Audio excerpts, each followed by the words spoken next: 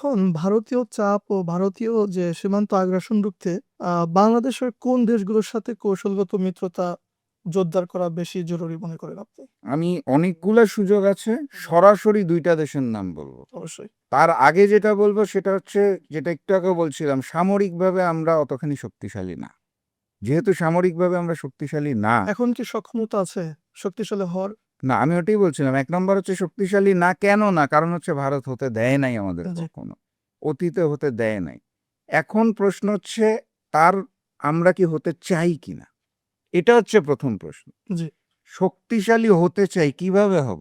আপনি আমি এখানে কথা বলবো, সকাল বিকাল হাঁটাহাঁটি করব, ট্রেনিং করব, কাঠের রাইফেল নিয়ে লেফট রাইট করব, শক্তিশালী হয়ে যাব? অবশ্যই না। সম্ভব না। শক্তিশালী হইতে হলে রাষ্ট্রীয় ক্ষমতায় যে আছে তাকে সিদ্ধান্ত নিতে হবে। তো আমার প্রশ্ন হচ্ছে, বর্তমান যারা রাষ্ট্রীয় ক্ষমতায় আছে, যারা আগে মজলুম ছিল এখন জালিম হয়ে গেছে, যারা আগে বিএনপি ছিল এখন নামকাওয়াস্তে বিএনপি আসলে আওয়ামী লীগ হয়ে গেছে, তারা কি চায় যে আমরা এই সকল বিষয় নিয়ে শক্তিশালী হব? সেটা হচ্ছে ১ম প্রশ্ন। যদি হতে চাই তাহলে সুযোগ আছে। সুযোগ আছে, আমি মনে করি ২ টি দেশের সাথে সরাসরি আমাদের আলোচনায় বসা উচিত। একটা দেশের নাম হচ্ছে পাকিস্তান, একটা দেশের নাম ইরান। দুটাই মুসলিম কান্ট্রি। এই ২ টা দেশের সাথে আমরা সামরিক চুক্তিতে যেতে পারি।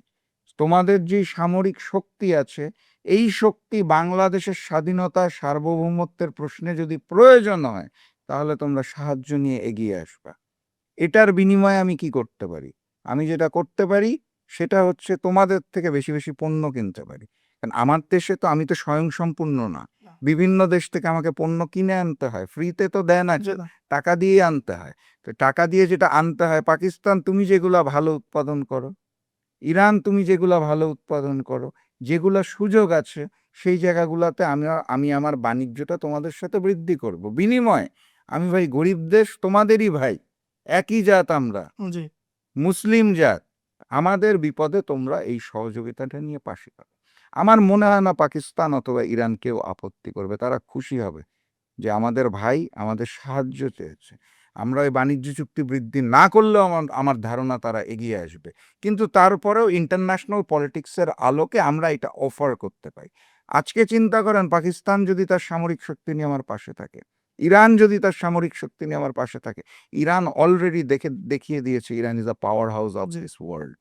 সেটা আমেরিকা হোক আর ইসরায়েল হোক, মানে আমেরিকার সাম্রাজ্যবাদ হোক অথবা ইহুদিদের জায়নবাদ হোক, আমি কারো রক্তচক্ষুকে পরোয়া করি না, একমাত্র মহান রাব্বুল আলামিন আল্লাহ ছাড়া ইরান দেখিয়ে দিয়েছে। জি, বুকে যদি হিম্মত থাকে, ইমান থাকে, কোনো শক্তি না, একমাত্র সর্বশক্তিমান আল্লাহ। এটা ইরান প্রমাণ করেছে। আমাদের ইরানের এই মানসিক শক্তিটাও দরকার। অবশ্যই। ইরানের সাথে আমাদের এরকম ট্রেনিং চুক্তিও করা দরকার যে ইরানের অফিসাররা আমাদের এখানে এসে আমাদের অফিসারদের সাথে কাউন্সিলিং করবে, কথা বলবে, মানসিকভাবে বুস্ট আপ করবে। ইমানদারিত্ব ট্রেনিং হওয়া দরকার। ছোটবেলার থেকে আমরা যে বাংলা, ইংলিশ, আরবি, অঙ্ক পড়ি, জি। এরকম করে ইমানদারিরও আমাদের ট্রেনিং হওয়া দরকার, ক্লাস হওয়া দরকার। ছোটবেলার থেকে শিখিয়ে আসা দরকার। সকল কিছু নির্ধারণ করতে হবে রাষ্ট্রের যে ক্ষমতায় আছে তাকে। সো বর্তমানে যারা আছে তাদের কাছ থেকে আমি আসলে এত বড় আশা করতে পারছি না বলে আন্তরিকভাবে দুঃখিত। আমি আশা করি ইনশাল্লাহ সামনে যে অনিবার্য বিপ্লব আছে তার মাধ্যমে যে নতুন পরিবর্তন হবে, ১১ দলীয় ঐক্য যদি রাষ্ট্রীয় ক্ষমতায় আসে, আমি বিশ্বাস করি আমরা নিশ্চয়ই এই পদক্ষেপগুলো নিব। আমরা তো জানি যে পাকিস্তান পরাশক্তির মধ্যে পড়ে। পাকিস্তান, তারপরে আপনি ইরানের কথা বলছেন। আমি আরো একটা জিনিস এড করতে চাচ্ছি, চীন। চীন কিন্তু আমাদের সবসময় প্রতিবেশী হিসাবে অনেক সহযোগিতা করছে। আপনি যেটা বললেন। চীন কিন্তু থাকলেও আপনার মতে কেমন হয়? না, চীনটা যদি আমি কিন্তু শুরুতেই আপনাকে বলেছিলাম অনেকগুলা অপশন আছে। অপশন আছে, হ্যাঁ, অপশন যদি আপনি চিন্তা করেন তাহলে সেকেন্ড লেয়ার বের করতে হবে, থার্ড লেয়ার জি, বের জি, করতে হবে। আপনি তুরস্কের ব্যাপারেও চিন্তা করতে অবশ্যই। পারেন।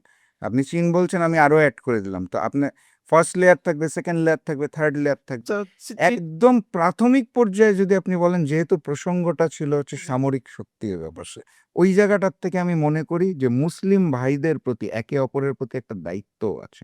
সেই জায়গাটা থেকে আমি মনে করি পাকিস্তান এবং ইরান আমাদের ভালো বন্ধু হওয়ার সুযোগ আছে। চীনকে আমি অবশ্যই অবহেলা করব না। এইটাই তো সেই মহান চীন যারা বিভিন্ন বিপদে আপদে আমাদের সাথে এগিয়ে এসেছিল। এবং এই মহান চীন তো আমাদের তিস্তা প্রকল্প করে দেওয়ার ব্যাপারে মানে উদগ্রীব আমরা ছিল। কাঁটা দিয়ে কাঁটা তুলতে পারি নাকি? সেটাই। সো তারা চেয়েছে, জি। আমরা সহযোগিতা নেই নাই, কারণ হচ্ছে ভারত রাগ করবে, হিন্দুস্তান ক্ষেপে যাবে। মানে আমাদের দেশের রাষ্ট্রীয় ক্ষমতায় যারা, তারা তো আল্লাহকে প্রভু মানার আগে হিন্দুস্তানকে প্রভু মানে, সেজদাটা কিবলার দিকে না করে দিল্লির দিকে করে। তো এখন ওই জায়গাটার থেকে আপনি চায়নাকে সহযোগিতা করতে চাওয়ার পর আমরা নিই না। হ্যাঁ, তো চায়না তো অবশ্যই আমাদের জন্য একটা অপশন, তারা শক্তিশালী রাষ্ট্র। তবে ওই যে একটা, যেটা আপনাকে বলছিলাম, যে ইন্টারন্যাশনাল পলিটিক্স যখন আপনি চিন্তা করবেন, তখন হচ্ছে বিনিময় প্রথাটা খুব গুরুত্বপূর্ণ। চায়নার সাথে অলরেডি আমাদের বাণিজ্য চুক্তি যেগুলো আছে, আলহামদুলিল্লাহ একটা ভালো পর্যায়ে আছে। চায়না থেকে বাংলাদেশে সবচেয়ে বেশি টাকার বিনিময়ে পণ্য আমদানি করা হয়, সেটাকে আমরা আরো বৃদ্ধি করতে পারি। অসুবিধার কোনোই কিছু নাই, চায়না আমাদের বন্ধু হতেই পারে। তবে আমি প্রেফার করব ব্যক্তিগতভাবে প্রথম পর্যায়ে পাকিস্তান এবং ইরানকে, প্রয়োজনে দ্বিতীয় পর্যায়ে চায়নাকে। ধন্যবাদ। আমরা তো দেখলাম আপনার তারেক রহমান, প্রধানমন্ত্রী তারেক রহমান আপনার মালয়েশিয়া এবং চীন সফরে গিয়েছে। তো মূলত ভূরাজনৈতিক গুরুত্ব কোথায় এবং দক্ষিণ এশিয়ার রাজনীতিতে এর কূটনৈতিক বার্তাটা কি? না দেখুন, যেই দুইটা দেশে গেছে, দুইটাই খুব সিগনিফিক্যান্ট এবং ইম্পর্ট্যান্ট। আমাদের দেশের অর্থনীতি চালিকা শক্তি আপনি যদি বলেন, তাহলে একটা হচ্ছে আরএমজি সেক্টর, আরেকটা হচ্ছে এই যে আমার দেশের মানুষরা বিদেশে যাওয়ার পর কষ্ট করে প্রবাসী ভাইয়েরা যে রেমিটেন্সটা পায়, জি, এই দুইটা কিন্তু মূল শক্তি আমার অর্থনীতি। আরো অনেক সহযোগী শক্তি আছে, কিন্তু এই দুইটা হচ্ছে মূল।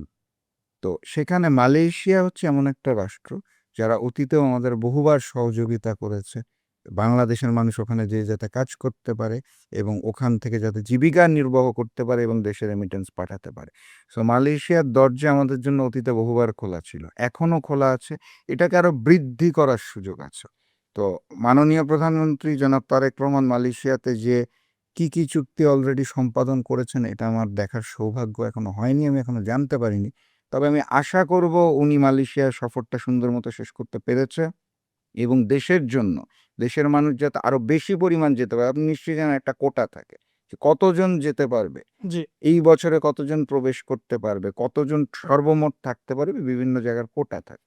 সো এইটাকে যদি জনাব তারেক রহমান, তার মরহুম পিতা শহীদ প্রেসিডেন্ট জিয়াউর রহমান, যাকে আমি অন্তর থেকে শ্রদ্ধা করি, উনি কিন্তু এই জিনিসগুলো নিয়ে গভীরভাবে ভাবতেন। সো একই ব্লাড, আশা করি শুধুমাত্র হিন্দুস্তানের সামনে মাথা নত না করে দেশের মানুষকে নিয়ে একটু চিন্তা করবেন পিতার মতো, এবং এই জায়গাটাতে উনি যদি বৃদ্ধি করতে পারেন, তাহলে অবশ্যই দেশের জন্য এটা ভালো হবে। এক, দুই নাম্বার দেশের নাম আপনি বলেছেন চায়না। মালয়েশিয়ার থেকে আমাদের প্রাপ্তি একটাই হতে পারে, এর বেশি তাদের থেকে চাপ দেওয়াটা ঠিক হবে না।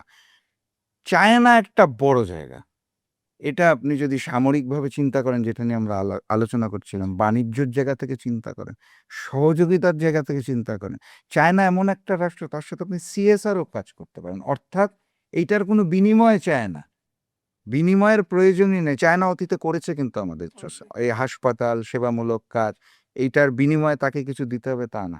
ভারত আমাদের অতীতে যখন সহযোগিতা করতো, তখন খেয়াল করবেন বিনিময়ে কি, এবং যখন ঋণ দিত উচ্চ হারে, তো তাদের তো পুরাটাই হচ্ছে বাণিজ্যিক চিন্তাধারা, মানে চুষে খাওয়ার যে শোষণ নীতি।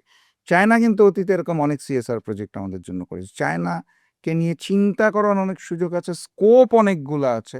এখন আমি আসলে জানি না মাননীয় প্রধানমন্ত্রী জনাব তারেক রহমান কোন এজেন্ডা নিয়ে গেছেন। মানে উনি কি এটা বলতে গেছেন যে আপনারা তিস্তাতে সহযোগিতা করতে চেয়েছেন, তো এই মুহূর্তে আমি নিতে পারছি না কারণ ভারত নাখুশ হবে, আপনি রাগ করেন না, আমরা ভবিষ্যতে চিন্তা করবো, এইটা বলতে গেছেন? নাকি এটা বলতে গেছেন চলেন আমরা তিস্তাটা শুরু করি?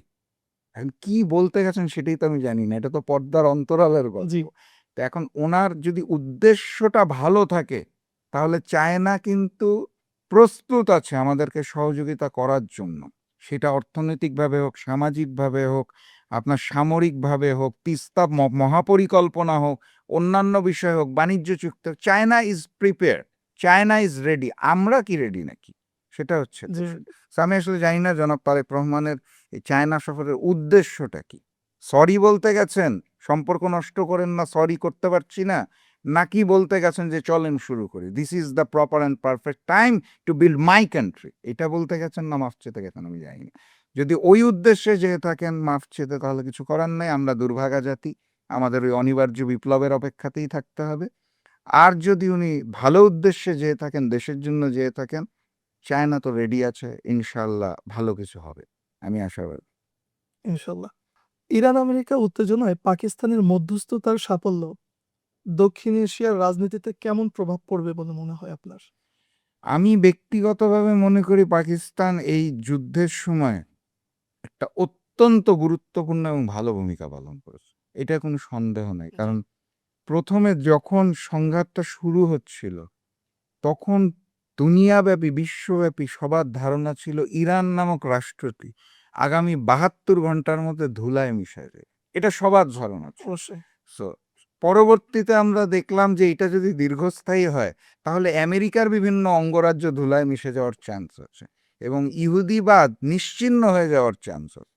তো আলটিমেটলি আপনি যদি ফলাফলটার দিকে যান, তাহলে আপনি দেখবেন যে ইরান অসম্ভব ভালো ফলাফলের মাধ্যমে জয়যুক্ত হয়েছে, মাথা উঁচু করে সব দিক সম্মানের দিয়ে সাথে। বিবেচনা। জি, পাকিস্তান এই পুরা সময়টার মধ্যে, যখন পুরা দুনিয়া আশা হারিয়ে ফেলেছিল যে কথা বোধহয় হবে শুধুমাত্র বন্দুকের গুলির মাধ্যমে, মানে গুলিরও তো একটা ভাষা আছে, কামানের গোলারও একটা ভাষা আছে। প্রাক্তন অবশ্যই। আমলে তার আগে হচ্ছে তলোয়ারের লড়াই হতো, এখন তো বিভিন্ন আধুনিক সিস্টেমে কি কি জানি মিসাইল যায়, লেজার যুদ্ধে, আমি এগুলো আবার একটু কম বুঝি। তো না, ওই ভাষার বাদেও যে মুখের ভাষায় কথা বলা সম্ভব, শান্তির ভাষায় কথা বলা সম্ভব, অথবা মেসেজ আদান প্রদান করা সম্ভব, মধ্যস্থতাকারী কেউ একজন হতে পারে, এইটা ওই সময় সাহস দেখানোটাও কঠিন। অবশ্যই। আমি এই যে একটু আগে যে বলছিলাম যে তারেক রহমান ওখানে গিয়েছে কেন, মানে সরি বলতে নাকি নিজেরটার দাবি তুলতে, এইটা একটা আতঙ্ক তো প্রত্যেকটা মানুষের মধ্যেই থাকে। ওরকম একটা যুদ্ধক্ষেত্রে মধ্যস্থতাকারী হওয়াও একটা সাহসের ব্যাপার, মানে এইটাতে কে রাগ করবে। আপনার মনে জি, থাকার কথা, আমেরিকা এবং ইরানের এই যুদ্ধে ইহুদিবাদদেরও কিন্তু সংশ্লিষ্টতা ছিল, জায়নবাদেরও সংশ্লিষ্টতা ছিল। এই পুরা বিষয়টা নিয়ে আমার মুসলিম ভাই ইরানের জনগণের প্রতি বাংলাদেশের রাষ্ট্র কাঠামো, সরকার বিন্দুমাত্র সহানুভূতি জানাতে পারে নাই, সংহতি প্রকাশ করতে পারেনি। কেন পারে নাই? আমেরিকা রাগ করবে, একদিকে চিন্তা করে ভারত রাগ করবে, আরেকদিকে চিন্তা করে আমেরিকা রাগ করবে, এই হচ্ছে বিএনপির অবস্থা। তো সেরকম একটা সময় পাকিস্তানের যে ভূমিকা, আমি এই ছোট ছোট বিষয়গুলো পাশের গুলা কানেক্ট করছি জনগণের বোঝার জন্য, যে জি, মাথা উঁচু করে বাঁচতে হলে, হিম্মতের সাথে বাঁচতে হলে, আল্লাহকে প্রভু মেনে বাঁচতে হলে সকল আধিপত্যবাদ এবং সামনের সকল ভয়কে হারিয়ে যেতে হয়, হারিয়ে দিতে হয়। তো সেইখানে আমেরিকা রাগ করবে এই চিন্তা করে পাকিস্তান এটা তো নাও আগাতে পারত, অবশ্যই। তাদের সেই সুযোগ ছিল। কারণ মধ্যস্থতাকারী কিন্তু প্রতিটা মুহূর্তে বিপদে থাকে। দুইটা শত্রুপক্ষকে এক টেবিলে আনা, অথবা এই মেসেজ এখানে পাঠানো, এই মেসেজ এখানে পাঠানো, সন্দেহের চোখে দেখতে পারে। দুইটা পক্ষই কিন্তু ওই সময় খুব মানে সন্দেহের চোখে দেখতে থাকে, এটা খুব রিস্কি গেম। জি, অবশ্যই। অত্যন্ত সফলতার সাথে, অত্যন্ত সাহসিকতার সাথে পাকিস্তান কূটনীতিকভাবে এই কার্যক্রমটা সম্পন্ন করতে পেরেছে। আমি তাদের এই সাহসিকতার প্রশংসা করি এবং অভিনন্দন জানাই। এরকম ক্ষেত্রে যে কোনো দেশ চাইবে হচ্ছে এটার থেকে দূরে থাকতে, এবং যে বড় দেশ তাকে সমর্থন দিতে, ছোট দেশ আমার বন্ধু হলেও মুখ বন্ধ রাখতে, যেটা বিএনপি সরকার। সেই ক্ষেত্রে পাকিস্তান সফল। এটা দক্ষিণ এশিয়ার রাজনীতিতে কেমন প্রভাব পড়বে? না না, মানে ঘটনাটা হচ্ছে ওই যে এই যুদ্ধটার ক্ষেত্রে দুইটা ব্যাপার আছে। জি, একটা শুরুতে আপনাকে বলেছিলাম যে ইরান যে পরাশক্তি, এটা প্রমাণ হয়েছে। জি, পাকিস্তান যে একটা বড় শক্তি, এটা দক্ষিণ এশিয়া না, সারা বিশ্ব ভুলে গিয়েছে। মধ্যস্থতাকারী মানে যে আমি গুলি ফুটাই নাই, শুধু কথা বলেছি তা না, আমার ওই নার্ভ আছে, তো আমার ওই সাহস আছে, আমার ওই পাওয়ার আছে দেখেই আমি এরকম একটা যুদ্ধের মধ্যস্থতাকারী হিসাবে ভূমিকা রাখতে পারি। আমার যদি এটা না থাকে তাহলে তো পারতাম না। জি না। সো আপনি প্রশ্ন করেছেন দক্ষিণ এশিয়া, আমি শুধু দক্ষিণ এশিয়া বলবো না, সারা বিশ্বের কাছে একটা মেসেজ গেছে যে পাকিস্তানকে যেই দৃষ্টিতে দেখা হয়, স্পেশালি ইউরোপ আমেরিকার ওই অঞ্চলটা থেকে, যে মূলত এটা বোধহয় জঙ্গিবাদের ঘাঁটি, কিছু মরুভূমি আছে, অল্প কিছু ক্রিকেট খেলে, গরিব একটা রাষ্ট্র, আর তো কিছু নাই। তারাও যে মাথা উঁচু করে কথা বলতে জানে, মধ্যস্থতাকারী হতে পারে, এবং তারাও যে একটা শক্তিশালী রাষ্ট্র, এটা শুধু দক্ষিণ এশিয়া অথবা ভারত না, এটা সারা বিশ্বের কাছে একটা মেসেজ। তো এই যুদ্ধটা পরবর্তীতে আমি বলবো ইরান বিজয়ী, ইরান লাভবান, পাকিস্তান বিজয়ী। কারণ হচ্ছে মধ্যস্থতাকারী হিসেবে তাদের ভূমিকার কারণে পাকিস্তানও বিজয়ী হয়েছে, আর যুদ্ধে তো ইরান অবশ্যই বিজয়ী হয়েছে, তো কোনো সন্দেহই না। আমরা কিন্তু আরেকটা বিষয় লক্ষ্য করেছি যে আপনার ইহুদি রাষ্ট্র ইসরায়েল থেকে আমাদের বলা হয়েছে যে বাংলাদেশে হামাসের কার্যক্রম চলছে। এই বিষয়টা আপনি কিভাবে মূল্যায়ন করবেন? এই না দেখুন, জায়নবাদ আর হিন্দুত্ববাদ, উগ্র জি, হিন্দুত্ববাদ, এই দুইটার মধ্যে খুব ভালো কানেকশন আছে এবং ভালো মিল আছে, এবং দুইটার চরিত্র যদি আপনি বিশ্লেষণ করে দেখবেন একই। ইন্ডিয়া তো বলে ফাদারল্যান্ড, এক্স্যাক্টলি। সো ওদের ইসরায়েল এই যে জি, কানেকশনটা, হ্যাঁ, তো এখন ভারত তাদেরকে বলে আমার পক্ষে একটু বলে দাও, তারা বলে দেয়। সো এরকম তারাও ভারতকে বলে দেয় আমার পক্ষে কিছু বলার লাগলে একটু বলে দাও। তো তাদের মধ্যে ওই যে একটা ভালোবাসার, অবৈধ ভালোবাসার একটা সম্পর্ক আছে।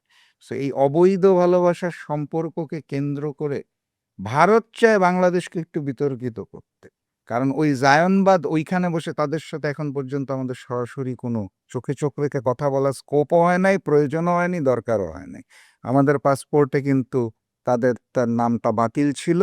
হাসিনা সরকার চালু করার চেষ্টা করেছিল। এই মুহূর্তে আবারও বাতিল করা হয়েছে, আমি যদি ভুল না জেনে থাকি। জি, আলহামদুলিল্লাহ, আচ্ছা, বাতিলই আচ্ছা। থাকা দরকার। তো সেই জায়গাটার থেকে বাংলাদেশ ভূ রাজনীতিতে অত্যন্ত গুরুত্বপূর্ণ একটা অবস্থানে আছে। এই জায়গাটা থেকে ভারতের যে মাঝখানে কন্ট্রোলটা চলে গিয়েছিল, এবং এখন যে তারা নতুন উগ্র হিন্দুত্ববাদী কার্যক্রম শুরু করেছে, এই সময় ওপার থেকে এই উগ্র হিন্দুত্ববাদের সাথে জায়নবাদ যদি একটু সংহতি প্রকাশ করে, একটু যদি উস্কে দিতে পারে, তাহলে ভারতের জন্য সুবিধা হয়। তারা এই জাতীয় একটা ভূমিকা পালন করেছে।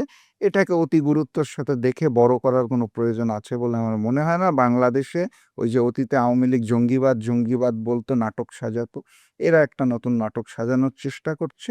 জনগণকে সচেতন থাকতে হবে, এর বেশি কিছু বলার নেই। আপনাকে অসংখ্য ধন্যবাদ এত স্পষ্ট এবং সাহসী বক্তব্য দেওয়ার জন্য আরকি। তো আমরা আপনাকে পেয়ে আসলে অনেক ভালো লাগা কাজ করছে। আপনাকে অনুষ্ঠান অনেক ধন্যবাদ, এবং আপনার মাধ্যমে যারা দেখেছেন সবাইকে ধন্যবাদ জানাই, শুভেচ্ছা জানাই। আপনার মাধ্যমে, এই পডকাস্টের মাধ্যমে আমি দেশবাসীকে আবেদন জানাতে চাই, নতুন বাংলাদেশে ভারতীয় আধিপত্যবাদ চলবে না, উগ্র হিন্দুত্ববাদী আগ্রাসন চলবে না, সাম্রাজ্যবাদ চলবে না, জায়নবাদ চলবে না। বাংলাদেশ হবে স্বাধীন এবং সার্বভৌম। এই সামনের লড়াইয়ের জন্য সবাইকে প্রস্তুত থাকার আহ্বান জানাচ্ছি। আপনাকেও ধন্যবাদ, সবাইকে ধন্যবাদ। আসসালামু আলাইকুম। ওয়ালাইকুম আসসালাম। প্রিয় দর্শক, সার্বভৌমত্ব রক্ষার লড়াইটা প্রতিদিনের, সীমান্ত থেকে রাজপথ পর্যন্ত। আজকের আলোচনা কোন বিষয়টা আপনাকে সবচেয়ে বেশি ভাবিয়েছে? কমেন্টে জানান। দেখা হবে নতুন কোনো পর্বে। সে পর্যন্ত ভালো থাকুন, সুস্থ থাকুন। আল্লাহ হাফেজ।